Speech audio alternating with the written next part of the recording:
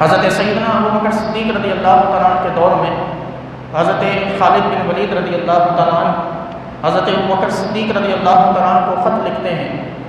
اور اس خط میں یہ لکھتے ہیں کہ میرا گزر ایسی قوم پر سے ہوا کہ جو ہم جنس پرستی میں مبتلا ہے، چونکہ اس سے پہلے تک صحابہ کرام کا ایسے کسی شخص سے واسطہ نہیں پڑا تھا۔ یہ پہلا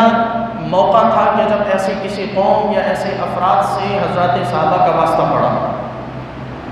حضرت خالد بن ولید نے خط لکھا حضرت ابو بکر کو،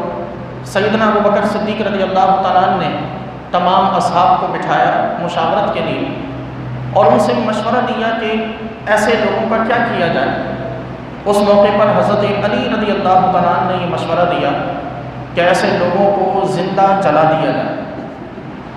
یعنی انہیں جلتی ہوئی آگ میں زندہ ڈال دیا جائے۔ حضرت عبداللہ ابن عباس رضی اللہ تعالیٰ عنہ مشورہ دیتے ہیں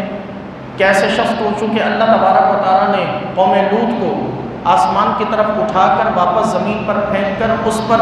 رب کائنات نے پتھروں کی بارش فرمائی، تو فرماتے ہیں